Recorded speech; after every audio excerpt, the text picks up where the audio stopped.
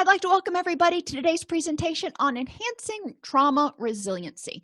I am your host, Dr. Donnelly Snipes. We're going to learn about the effects of acute and intergenerational trauma, review risk and protective factors for PTSD because not all trauma results in traumatic injury, and we'll identify strategies to enhance resiliency in people who have experienced past trauma or who are experiencing trauma right now. Attention therapists, all CEUs is grateful to our new sponsor, the Diversion Center. They offer workbooks that are 100% editable and delivered to you in a Word document on topics including anger management, substance use disorders, domestic violence, parenting, and shoplifting addiction. Each workbook can be used for individual or group sessions and is over 120 pages. You have the option to add or remove content, insert your name as the author, and reprint and resell the workbooks to your clients. Go to privatelabelworkbooks.com and take advantage of their buy one, get one free bundle offers. Remember, that's privatelabelworkbooks.com. When people are not resilient in their lives, then their reaction to trauma can manifest in a whole bunch of different ways. Some people may feel anxious. When they experience a traumatic reaction, then their fight or flight kicks in and they're afraid that it's going to happen again, so they stay anxious. Some people may get depressed and feel helpless and hopeless. Some people may develop symptoms of PTSD. Others may self-medicate their anxiety or their depression or their trauma symptoms with addictive behaviors. In some people, especially people who experience enduring traumas or significant traumas in early childhood, they may develop symptoms of personality disorders. We may have relationship issues, poverty, and reduced success. Now, how can that happen from trauma? Well, it's really simple. If you are anxious, if you feel helpless, if you feel hopeless, if you've got symptoms of PTSD, if you've got an addiction, any or all of those, it's probably going to impact your employment and your success. Not everybody, but a lot of people who have uncontrolled or unmanaged mental illnesses often have reduced success compared to what they could have. We do want to look at that. People who have experienced trauma may develop stress-related physical health problems like hypertension and diabetes and autoimmune issues. Other issues that may relate to intergenerational trauma can come up. And intergenerational trauma occurs when you have a major trauma that occurs, 2, 3, 4, 7 generations ago, whatever. That happens. That impacts the people that are living during that generation.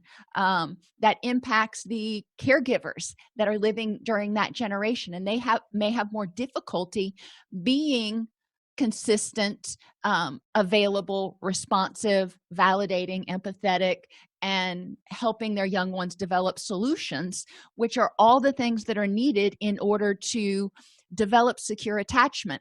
So because of the trauma back then, that generation may end up raising youth who have some attachment issues through no fault of their own, but because it was such an unusual experience, it created that situation. So then Junior grows up. Junior never addresses those attachment issues and is insecurely attached. So Junior has children, and Junior ends up raising children who have attachment issues because Junior is still struggling with, or juniors are still struggling with their own issues related to helplessness, hopelessness, self-esteem, all the stuff that goes along with insecure attachment. So intergenerational trauma really impacts attachment. It also impacts the messages that those people get, that the grown-ups at that time get and communicate to the young people. The young people learn those messages and communicate them to their young people, and their young people grow up and have children, and you see how we're passing along the knowledge that we gain during that traumatic experience, which influences the way we perceive the world. Couple that with attachment issues, and you can see how trauma that happened even 50, 75, 100 years ago might still be impacting people today, unless somewhere along the way someone has taken active steps to try to break that chain. Let's talk about signs of resilience, though. I don't want to talk a lot about trauma today. I want to talk about resilience. When you have someone who is resilient, they tend to be optimistic, empowered, flexible, confident, competent, insightful. They tend to have perseverance or determination, perspective, and self-control. These are all things that we can help people develop. If you are familiar with dialectical behavior therapy, Linehan talks a lot about dialectics and embracing that two seemingly opposite things can exist at the same time. You can be optimistic and pessimistic at the same time. How does that happen? You can be optimistic about the things that you have control over and maybe pessimistic about the things you don't have control over. But you don't have to be 100% optimistic about everything all the time or 100% pessimistic. We want to help people embrace both and recognize what they do have control over and recognize that there are things that they can be optimistic about. Empowerment versus helplessness, encouraging people to focus on the things that they do have control over, the things that they can change. In substance abuse recovery, we say the serenity prayer a lot. Grant me the serenity to accept the things I cannot change, the courage to change the things I can, and the wisdom to know the difference. Well, okay. So recognizing there are things we cannot change. Here in Middle Tennessee, it has been raining for I don't know, 4 solid days now. And I'm about tired of it, but I can't change that. What can I change? Well, I have got broad spectrum lights in my office that I can turn on and kind of trick my brain into thinking that it's not quite as gross outside.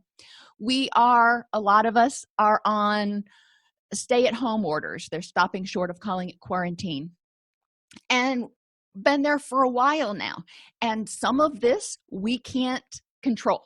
We can't control how fast, this bug mutates or whatever. What can we control? We can control our contact with people. We can control our hand washing. We can control our behaviors. We can control our reaction to the situation. Does sitting around the house fretting about it and worrying about it help us at all? And generally people are going to say, no, not really. It just burns up a lot of energy and reduces our immune system. So what can we do? We want to empower people, as I was talking about before class started, empower them to add in the happy.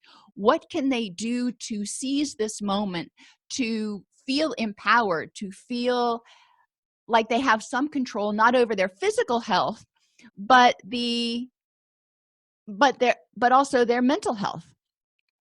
Flexibility and versus rigidity. In this time, I am one of those people. I like structure. Actually, I love structure. Who am I kidding? I love structure. But during this period of time, everything has changed. And it's a little stressful for me. If you look on the Myers-Briggs, I am like over here on the J side. I'm not spontaneous at all. However, I can embrace flexibility when I have to. And so that kind of puts me a little bit more towards the middle. Do I prefer structure? Yes, but I don't have to have it. Resilient people are able to say, okay, I can't have my structure right now, so let me figure out how to be flexible. What can I do? Our gyms are closed. I work out every day, and it's been raining. So going outside and running, I guess you could run in the rain, but I'm not going to do it. I'm too much of a sissy. But since it's been raining and the gyms are closed, what do I do? Well, thankfully, I have a stationary bike at home, so I have a plan C. But trying to be flexible, what can I do to have, as Hayes would say in acceptance and commitment therapy, what can I do during this time in order to maximize my ability to have a rich and meaningful life? How can I be flexible right now? I can't do what I usually do, but how can I be flexible and still have a rich and meaningful life? And he would also talk about um, acceptance and commitment therapy talks about living in the and during this period of time. How can we both be under self-isolation and have a rich and meaningful life? You know, would we ideally have this other thing? No. However, it is what it is right now, and there's not much we can do to change it until, you know, some other steps are taken and they find some, you know, a for sure medical treatment for it and vaccination and all that kind of stuff. So in the meantime, let's live in the and. This virus can exist and we can still have a rich and meaningful life. We may just have to be a little more creative. Helping people develop their confidence and their assertiveness. A lot of times people feel like they should be a chameleon and try to please everybody else, and encouraging people to live authentically and be confident in who they are, having good self-esteem and assertive in their communication about what they want, what their needs are. Will they always get everything they want? No, none of us does. But when we are confident, we have that air about us that we're not apologizing for wanting spaghetti tonight. We're not apologizing for having a bad day for something. You know, we're saying, all right, it is what it is. Competence is just what it sounds like. When we feel like we are competent to control our lives, it is really hopeful. Encouraging people to set small goals in order to enhance their sense of self-efficacy or their sense of competence in managing their feelings, in managing their thoughts, and in managing their life right now. Especially right now, and especially during a crisis, it is really hopeful, or after a trauma, it is really helpful for people to set small goals so they can develop that sense of confidence that they are competent to protect themselves and their family.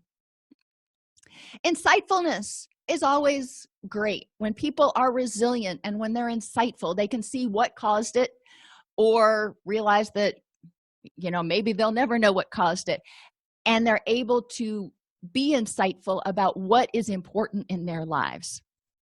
Perseverance requires people to feel like they have the ability to make a change. Think of that internal locus of control. Recognizing we can't change everything, but perseverance helps people keep going. Even though, you know, it looks a little dicey right now, people who are persevering are still getting up in the morning and still saying, you know what, this too shall pass. And they are invoking positive cognitions. They are doing things, persevering during the storm, persevering after the trauma, to put one foot in front of the other and keep walking towards those things, keep moving towards those things that are important in their rich and meaningful life.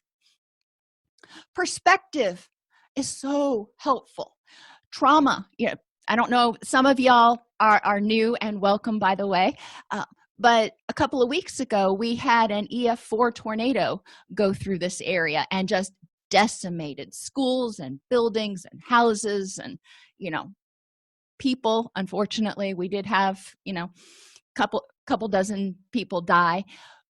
However, perspective, instead of seeing that as how it's always going to be, perspective helps us step back and say, all right, you know, that was a really unpleasant, awful, horrific situation. But in the big scheme of things, what are the chances that another EF5 or 4, heaven forbid a 5, EF4 is going to come through here in the next, you know, 5 years, let alone in the next 5 months? So we get some perspective. We get some perspective with this virus that's going around, looking at, you know, if you are, for example, in that 10 to 49-year-old age group and you have no underlying health conditions, what is your risk versus someone who unfortunately is 50 or older and has 3 or more underlying health conditions? You know, when we look at the data looks awful. But when you start filtering it out and saying, which group do I belong in and what's the perspective? How, at risk am I? How at risk is my family? My daughter has asthma. She's 16, but she has asthma, which is a big no-go if you get this particular virus. But overall, she's relatively healthy. We've still been kind of restricting ourselves even more than usual because of that, though. So gaining perspective so you have factual knowledge about your level of risk and about your level of success after a traumatic event happens. What's your perspective that you're going to be able to recover in the big scheme of things? How big of a deal was this to you? In the big scheme of things, how big of a deal was this to your community? And rippling out from there. In the big scheme of things, the tornado that hit Middle Tennessee was not that big of a deal for the country. They have totally forgotten about that like 3 days later. But for our community and for, Middle Tennessee, which is, like 15 counties, it had much more of an impact. So gaining that perspective is helpful to help people get out of that trauma focus where they feel like, oh my gosh, this is going to go on forever, or I'm always going to be at high risk. Addressing those cognitive distortions is really important in helping people gain perspective and take out those words like always and everybody. And finally, self-control versus dysregulation. After a trauma, most people, I'm not going to say all, after a trauma, most people experience some level of dysregulation because that fight or flight system, that HPA axis, turned on and it was in full wide open, whatever it gets into, because your body was trying to protect you from whatever the trauma was. That's your way of trying to survive. Okay, cool. So you were dysregulated, you were upset, you were furious, you were terrified, you were fill in the blank, and that's how you felt. Dysregulation momentarily or for a short period right after a trauma or during a crisis, totally expected. But the ability to re-regulate, the ability to notice that you're dysregulated and engage those distress tolerance skills, see Linehan's work on dialectical behavior therapy, for example, in order to get re-regulated and get into that wise mind is really important. Self-control is not about not feeling. Feelings are normal and we want people to be able to feel, but we also want them to feel confident that they are competent at re-regulating themselves and controlling, getting control of their emotions and their thoughts after a dysregulation. People who are at risk of PTSD during any trauma depends on their age. Younger children have fewer life experiences to compare it to, so it may seem more overwhelming. They tend to think dichotomously, so it's all good or all bad, it is all dangerous or all safe. They tend to think personally. Whatever happened somehow must have been their fault. Younger people can be more at risk for developing PTSD after a trauma. Same thing with the developmental level. Some people are chronologically older, but developmentally not so much. We do need to not just assume that because somebody is chronologically 16 years old or 24 years old, that they are as able to handle it as every other 16 or 24-year-old. We also want to remember that the prefrontal cortex, our impulse control area, higher order cognitions, doesn't finish developing until the person is about 24 years old.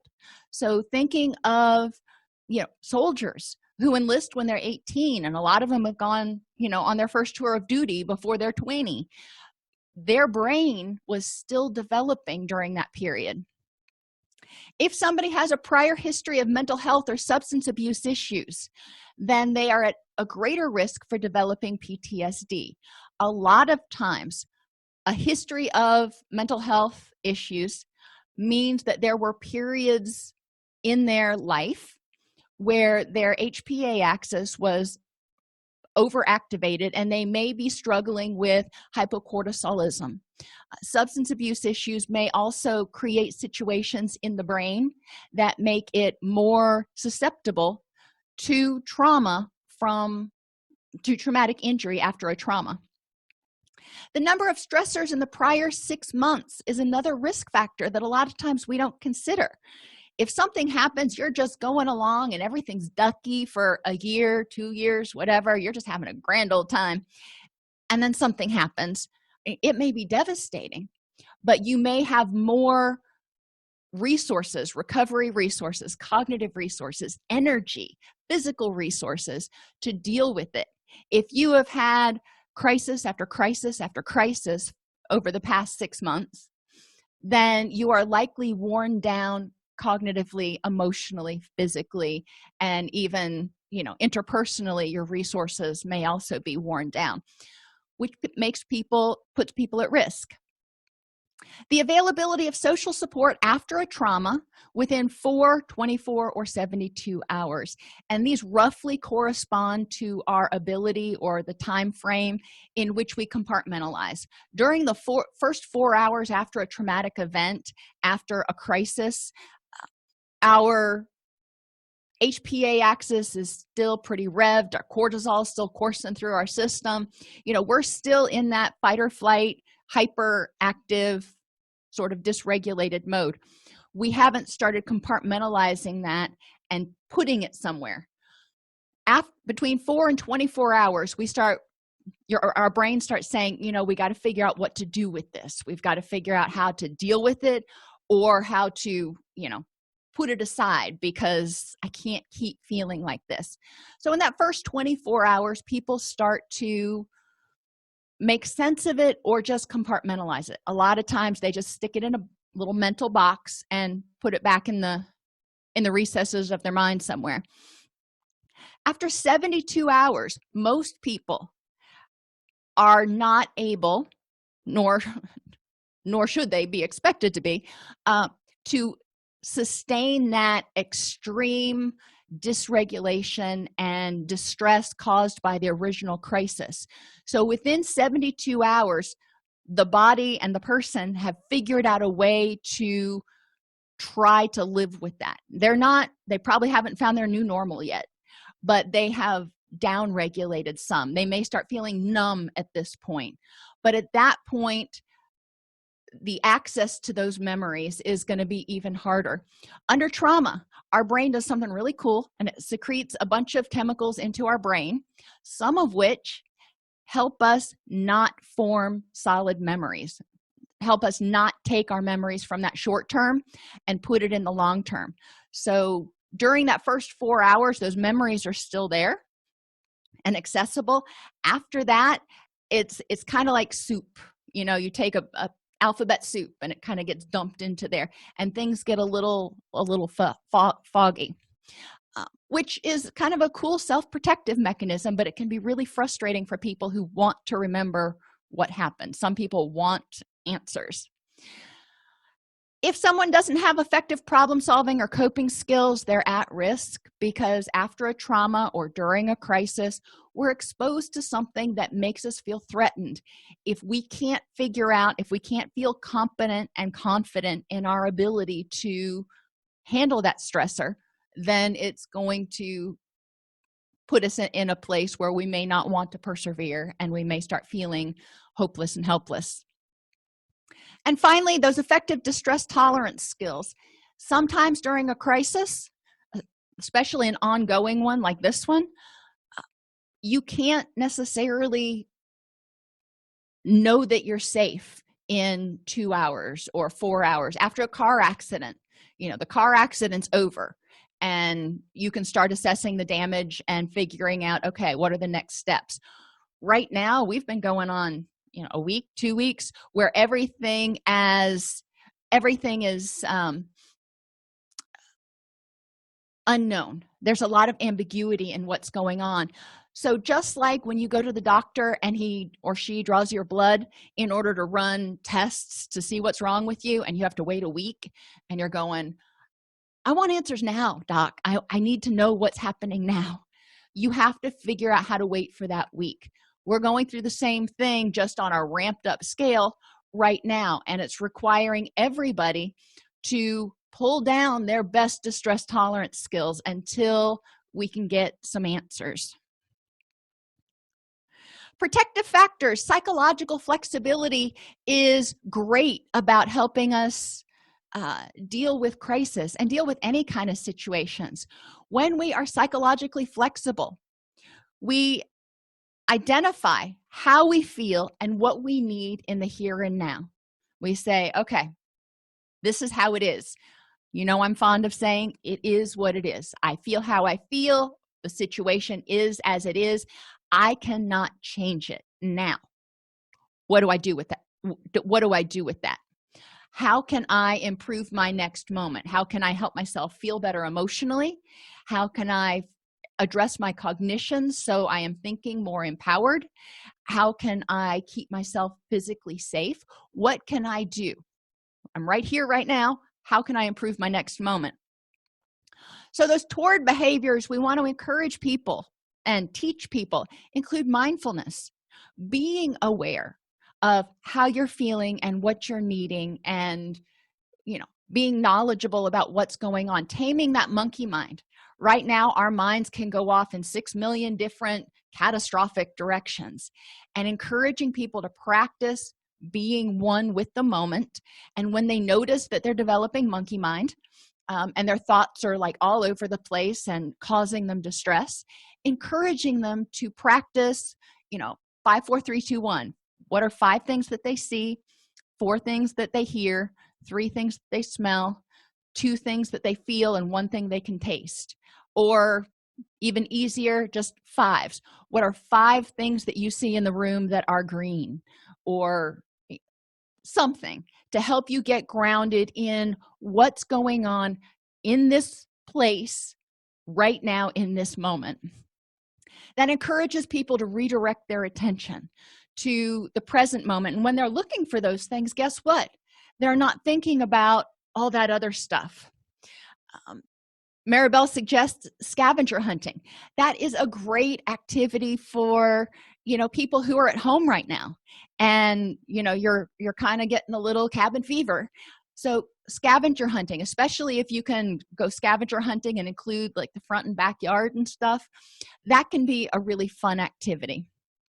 But mindfulness really encourages people to focus on now. Think about, if you hunted Easter eggs when you were little, going out, we do that every day right now. Our chickens and ducks will not lay in their boxes. So every day is an Easter egg hunt.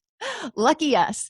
But we have to be mindful when we go out there and pay attention as we're walking to every little pile of brush to see if there's a hidden nest, which right now can be kind of fun.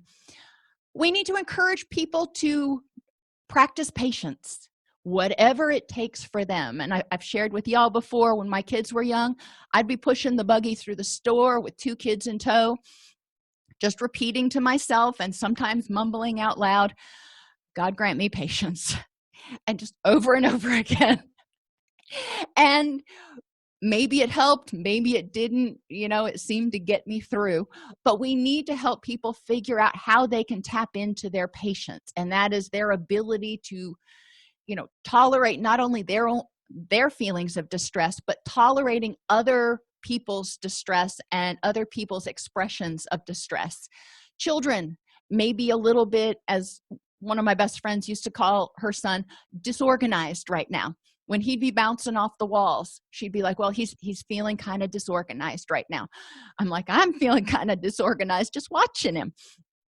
We need to help people figure out when they're feeling stressed, when they're feeling like their patience is wearing thin, what can they do in order to re-regulate? Belly breathing's great. Kids are probably, especially if they're home from school right now, are probably struggling to be patient with one another. I remember car trips and stuff with my kids. He touched me, she grabbed my iPad. You know how it goes. But encouraging them to practice patience, whatever that looks like in your household. Vulnerability prevention. This is the big one. Let's set our body machine up to have the best chance to regulate itself, which means staying hydrated, relatively adequate nutrition. Try to eat 3 colors on every plate, and that doesn't mean Skittles and Cheerios, or not Skittles and Cheerios, Skittles and Cheetos. That's probably what I would eat if I didn't have a little more self-control, but that's not healthy. That's not what we want to do for vulnerability prevention. So hydration, relatively adequate nutrition, sleep, good quality sleep. If you are after a trauma, some people have difficulty sleeping, and it's important that they develop skills to regulate their sleep so they feel safe enough to go to sleep. When we are sleep deprived, or we don't get enough deep sleep, our brain doesn't clear out the adenosine, which was created from thinking and existing the day before. So we tend to feel sleepy, fatigued, and foggy-headed all day long. And that tends to make a lot of us a little bit cranky. So looking at your vulnerabilities, basic physical health behaviors can help increase people's sense of energy and willingness to persevere. Encouraging people to seek social support. Reach out. Right now you may have to reach out through some app on your mobile device, or calling, because you can't be face to face. My stepfather is 87 years old, so there is no way in anybody's world that I am going to be face to face with him right now, because he's like highest risk. But reaching out via email, reaching out via text or screen chat can be helpful. When people have experienced a trauma, or even right now, seeking out support groups, face-to-face or online. Right now we may have to be doing online, but support groups are going to be really important. Support for coping with whatever trauma it was. And problem-solving skills, being creative and tapping into that creativity. One of the things I used to do with my class when I taught at UF was we would spend one day working on problem-solving skills, and I'd break them up into groups, and each group would have a different material, and I would have them identify 10 things that they could do with that material other than its intended purpose. One would have bubble gum, one would have duct tape, one would have a coat hanger, and then the fourth one, I'd pick something. But the first 3 were always, staples that we would use. Paper clips. That was another one that was a frequent flyer. And I would encourage them to think of, creative ways they could do it. And then we would talk about, problems that people typically have and creative ways they can be solved. Like a leaky sink, or something like that people actually encounter, not a mental health problem, but just regular problems, just to encourage them to get out of the box where they think that it has to be done a particular way. To be done right, it may have to be done a particular way. To be done for the moment, we may be able to get creative. Toward thoughts and feelings. And when I say toward behaviors and toward thoughts and feelings, what I'm talking about is using our energy, once we realize how things are and accept it is what it is, using our energy to move us toward what's important in our life, to move us toward happiness. How can we use our energy to do things that are going to help us feel happier, or help us emerge out the other side where we can be happier? Toward thoughts and feelings include optimism, curiosity, perspective, insight, mental flexibility, empowerment, confidence, trust, competence, and self-control. We've already talked about some of those, but we want to encourage clients to develop self-statements that embody these. So identify 3 optimistic statements you could use after this tragedy. Identify 3 things that are still going well. Identify 3 things that you are in control of right now in order to enhance that empowerment area.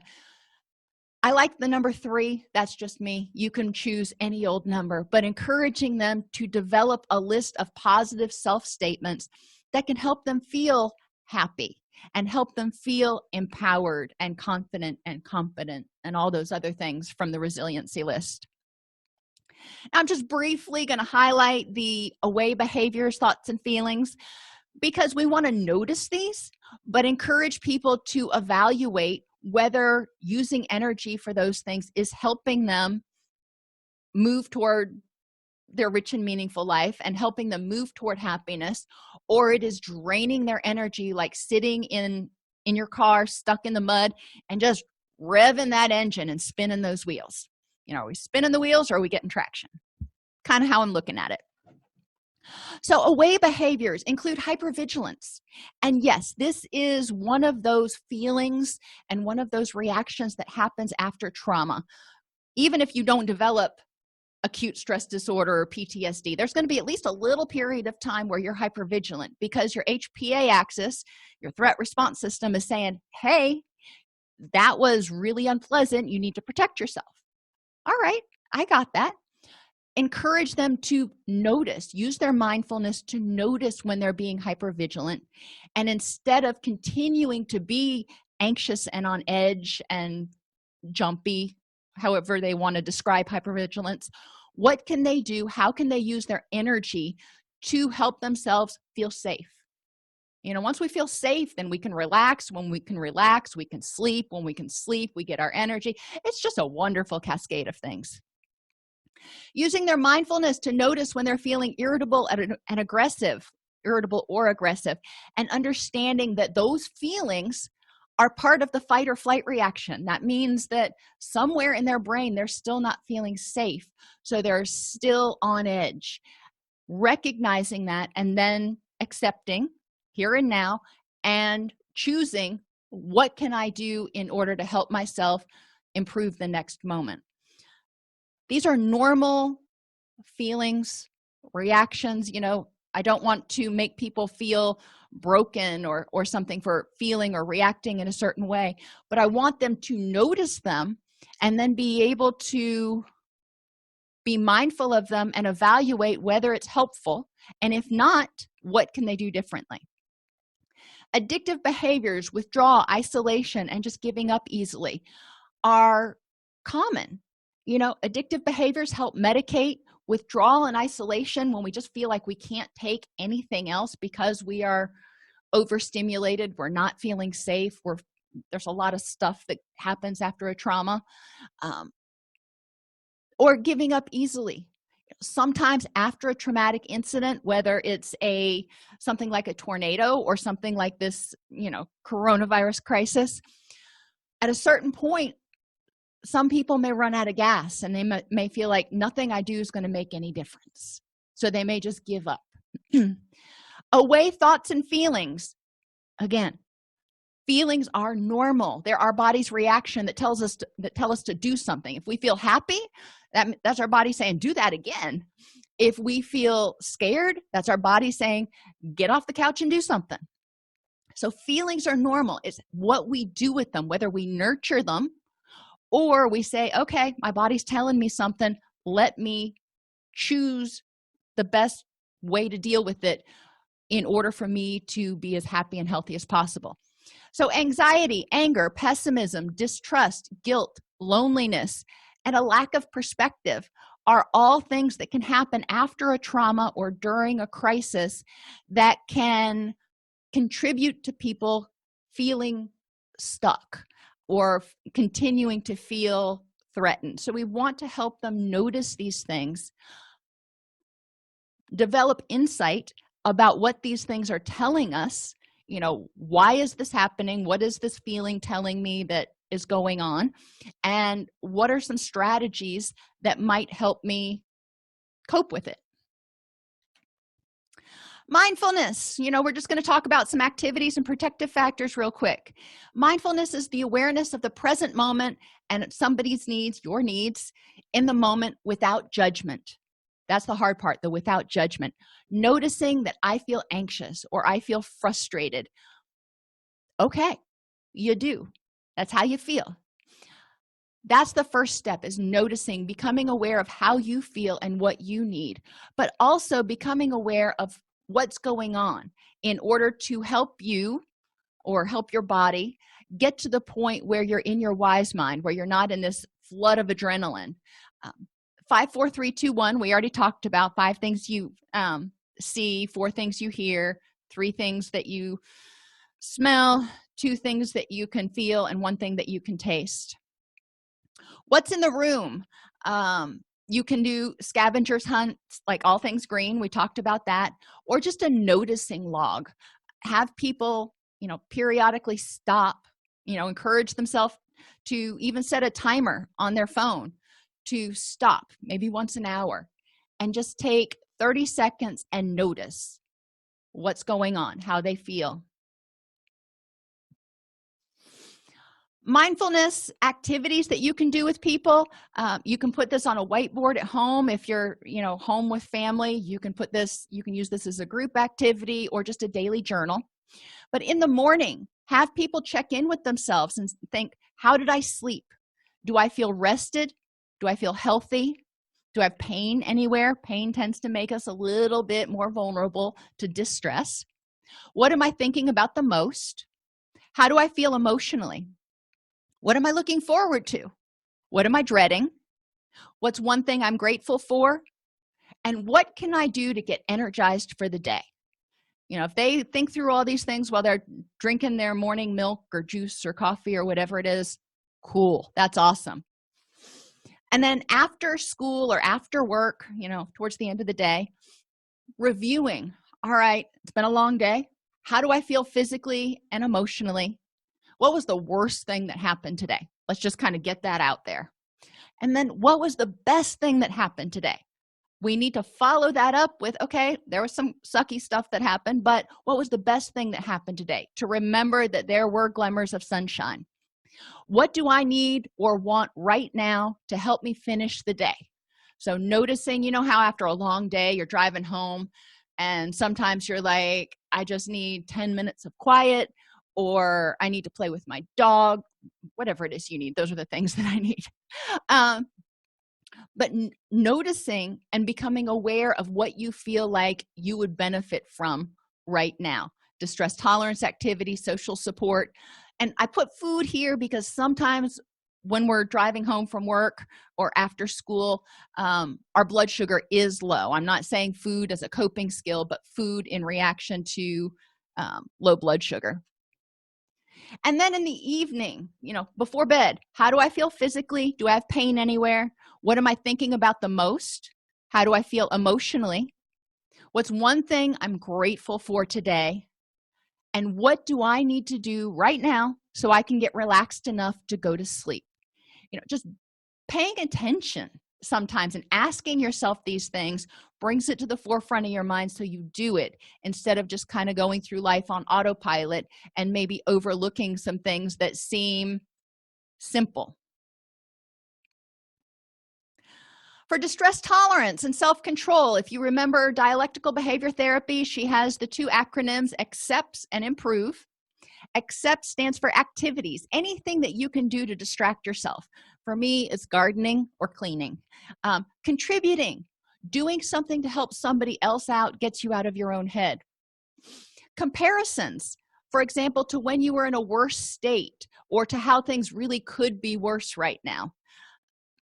Comparisons can go either way for people. Emotions, doing the opposite, doing something that's going to make you feel happy, getting on Pinterest and looking for silly animal videos or YouTube or wherever you go, or listening to a comedian. Pushing away, actively pushing away those unpleasant thoughts. Engaging positive thoughts, thoughts of empowerment, or S stands for sensations, doing something that will kind of jolt you into the moment, putting your hands in a bucket of ice water. I do that especially during the spring season when I'm planting a lot. And I'll tell you, you don't focus on anything else except for how unpleasant it feels to have your hands in a bucket of ice water. But you can also do something like splash cold water on your face or do 50 push-ups really fast so you get your heart rate up. For improve, I stands for imagery, guided imagery, seeing yourself successfully moving through this. Finding meaning in whatever's happening. What is the positive side if we want to embrace the dialectic? Prayer, relaxation activities, making sure to focus on one thing at a time, not try to do too much because that can get overwhelming. Take a mental vacation and or give yourself encouragement and get encouragement from other people. Find people who can be supportive. Those are all activities that people can do, and some people will prefer some over others. That's cool. But encourage them to have a list of distress tolerance activities that they can engage in. If you're home with your family, develop a family list of distress tolerance activities. Maybe have it on the refrigerator. So when people are feeling frustrated, bored, lonely, irritable, they don't have to think about what could I do. They can go and just kind of go down the list and see if they find something that they're willing to try. Framing and perspective skills. Encouraging people to gain perspective by asking themselves, what is the evidence for and against my fear right now? What is the evidence for and against my belief right now? For example, that, the economy is going to completely collapse and everybody is going to get this virus. Those are some extreme thoughts, cognitive distortions. We want to look at the evidence for those things and the evidence against those beliefs and figure out, where reality is. Am I considering the big picture, all of the factors, such as what's my active part? In terms of the tornado, there wasn't much I could do. That was one of those acts of nature. In terms of the flu, there's a lot that I can do actively to prevent myself from getting it. So it's not something that I can protect myself in other ways. Am I considering my current situation and vulnerabilities that are contributing to it? Am I considering other people's active part in this situation? And am I considering any transference issues? And depending, like after the tornadoes, it was important for people to look at the big picture, look at their active part. What did they do to stay safe? What were other people's parts in what happened and the recovery process? And how are they feeling about it? And am I catastrophizing or confusing high and low probability events? Now, the chances of me getting the flu, especially, just the regular old flu during flu season, even though I get a flu shot, is pretty good. There's a chance I could get it because I'm out a lot. I go to the gym every day. But what is the probability that I am going to get it and end up in the hospital and die from it? That's the catastrophizing part. We want to look at gaining that perspective. Problem-solving skills. Start out with brainstorming. How can we solve this problem? And children can draw on paper, different ways to solve it. And there may be a lot of things that are going on right now, having to switch from, brick and mortar school to virtual school and new chores and how to deal with certain situations. There's probably a lot of stuff that's coming up at home right now, including the family in the brainstorming, including the support group if it's not a family situation. Ask someone who's been through it. How are you? I've seen a lot of people talking on forums right now about, how are you helping your kids and schooling your kids right now since they're all home? And how does this keep me from moving closer to my goals, and what can I do about it? Sometimes problems we get caught up trying to solve and try to fix, and we realize, what? This problem really has no effect on my long-term goals. So I'm using a lot of energy to try to figure out how to solve this, and in the big scheme of things, doesn't make a difference. Might be better use my energy elsewhere. Flexibility helps people learn that things won't always go the way they want, but it doesn't mean it'll be awful. It does not come easy for those with the J personality. It's important that we identify things we need to be flexible in, such as if you're with a family, going on vacation. Not everybody's going to want to go to Disney World or wherever. Job duties, sometimes you're going to have to do things that you don't want to do. In relationships, there's compromise. Compromise and flexibility kind of go hand in hand. Activities you can do to practice developing flexibility include the choices hat. If you are going to go on vacation, your family vacation, everybody writes down where they want to go and they put it in a hat, and you draw out one of those things. Not exactly democratic, but that's one way to do it. Same thing about what are we going to watch on TV tonight. Schedule a spontaneous day. Yes, I know that sounds ironic, but that works in our family because my husband is very spontaneous and I'm not. So instead of, fly by the seat of our pants, I got okay with the fact that, okay, Saturdays is going to be our spontaneous day. I'm not going to have control over what we're doing that day. And I just knew Saturdays I was going to have to be hands off. How many uses game? We talked about that one and how I used to use it in class. Oh, coconut oil, plastic shopping bags, cardboard boxes. Those are all, really cool things. You can go online and look for suggestions. It's a fun family activity if you're just bored and you want to do something. And then how are you like how are you like a dog? How are you like a cat? This obviously goes over better with young children, but it's one way to teach flexibility so they can think about, okay, I'm like a bunny rabbit because. Learned optimism comes from Martin Seligman. The traumatized brain stays on alert and notices the dangers or potential threats. Teaching people to identify the good things as well can be helpful. We want to help people notice that they can live in the and Kobasa in 1979 proposed the idea of hardiness, which said people who are hardy have 3 personality traits: commitment, control, and challenge. With commitment, they recognize that the current situation is unfortunate and there are other aspects of their life that they are committed to which are going okay. So increasing commitment to our whole life, not just focusing on this one slice that's not going so well right now. Control. What parts of this situation can you control, and what aspects of other parts of your life are you in control of? So recognizing the crappy situation, what parts can you control? But then the other pieces of the pie, what aspects of that are you in control? Encouraging people to develop that sense of empowerment. Challenge. In what ways can the current situation be viewed as a challenge or an obstacle, like an obstacle course, instead of a barrier? And barriers keep you from going over, under, around. But challenges and obstacles are things that we do. They encourage us to tap into our curiosity. Other activities include positive journaling, having people journal or reflect or talk about for 10 to 20 minutes a day, only the positive things. And, the other 23 hours and 40 minutes, they can talk about whatever they want. But for 20 minutes, we're just going to focus on what's going right, what was awesome today. And creating a gratitude wall, a gratitude tree, or a gratitude branch.